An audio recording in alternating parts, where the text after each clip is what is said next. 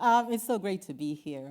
Um, my dad always used to tell us, if you die and you make it to heaven and you have never been to the United States, God is going to send you back. And you have to understand, my dad is a Nigerian man, and he had visited the United States, and he believed in the possibility and the potential of America. So when I was 17, I came to the United States to go to college. Now, I did all those things with the image and the dream that I was going to live a really grand life. I went to college, got some degrees, got married, had the kids, and you have to understand our culture. I had a boy, I had a girl, you had to have both sexes. And I was like, I'm doing pretty good. At a particular time, I found myself in a corporate job. And on the outside, it looked like I was doing really good. But there was something missing. I was lacking this feeling of fulfillment. I felt I had checked all the boxes that I was told to check. I felt I had one leg in heaven because I was in the United States of America, and my daddy had said so. And I was thinking to myself what was missing. Now, I was working a corporate job, and the corporate job was literally sucking the life out of me. I didn't like my job. I was driving 50 minutes every day to work, to and fro, and I had 3 young children. One day, as I was walking back to my desk, I couldn't grab my breath, and I passed out. I ended up in the hospital. And when I looked at myself, I was asking myself, how did it get here? The doctors told me I had thrown a blood clot, and that I was very fortunate to be alive.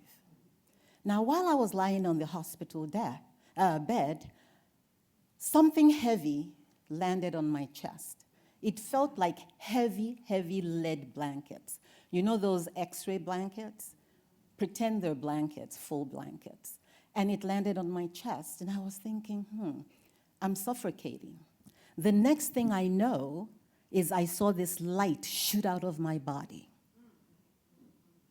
I was looking at myself from the right side, and I was still present on the bed.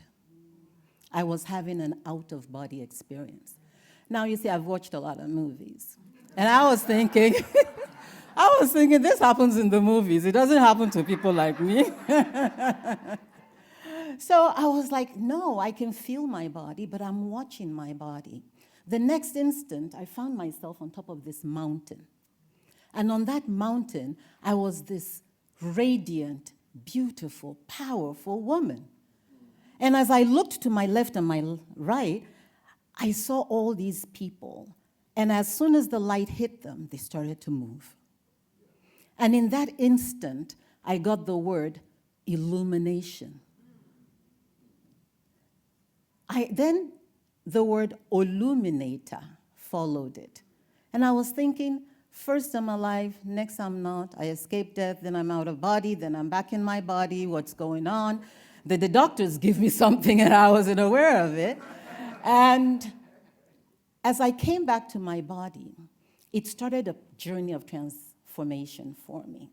Because what I felt was missing in my life, it wasn't the money, it wasn't the house, it wasn't all those other things that society tells us. What was missing was an element of fulfillment. And when I was on top of that mountain, I was operating and I felt what it meant to be in the fullness of myself. My light was impacting other people, was moving them. That's when I got what my purpose was. Now, the blankets, on the other hand, represented am I good enough? What are people going to say if I quit my job? How am I going to pay my bills? My dad told me I was close to heaven, so what was going on? I should be happy. The blankets exist for every single one of us. There always is something or several things in our lives, particularly us women. We're mothers, We're business women. We're killing it in our jobs and in our businesses.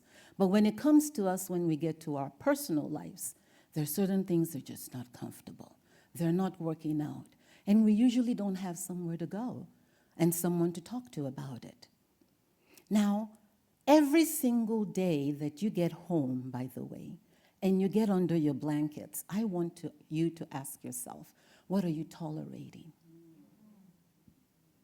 What needs to be addressed? What are you just covering up and hiding? Because until I took myself through that journey, I wasn't able to come out to be the person in front of you. As little as 2 years ago, I was at a very dark point. I had recently relocated. My relationship was in shambles. Let's just say I was in a dark place. It was not the illuminated place. And the memory of the illumination was my energy. Now, at that time too, exactly 2 years ago, I had lost my first son. It seemed like I had hit total rock bottom. And I remember that day, I didn't know who to call. The only person I could call was my mommy, because I wanted her to kiss me and tell me everything was going to be okay. I called my mom and my mother after my sobbing, my snorting, and all that, the ugly tear thing. She said, Olu. I said, Ma. She's a Yoruba woman. They call you 3 times, so you're listening. Olu, Ma, Olu, Ma. She said, listen to me. You are not starting over. You are starting from experience. Every single situation, every single thing that happens to us becomes experience. It becomes a gift, something that we can use to elevate and to lift somebody else up. Because of the death of my son, I understand what it is for a mother to lose her child. Because of my journey in corporate America, I understand what it is to be a high-achieving, driven, blah, blah, blah, all those words they use, and ignoring your own self. Now, because of my experience on the mountain, though, I also recognize that there is a version in all of us. You are an illuminator. You are an illuminator. There are people waiting for your light to shine so that they can get moving. My mom's word, just one sentence, it illuminated me. These are the moments that all of us can give to somebody else to help them grow and to help them go over. Yes? Yes. I want you to just say to yourself, I am an illuminator. Say that one more time. I am an illuminator. I am an illuminator. And I want you to mean it.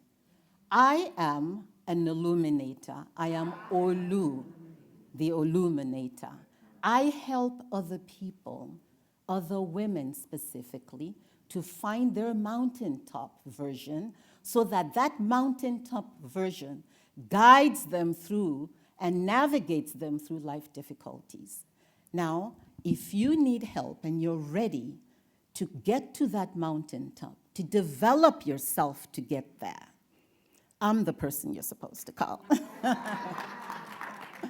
I have developed a 3-step program. It's Own, Leverage, and Unleash. And it is a powerful transformation program. You can find me on all social media platforms, Olu Adetutu. And I just welcome a discovery call or time with you. Sign up for one of my programs. Thank you so much for spending time with me today. Yes.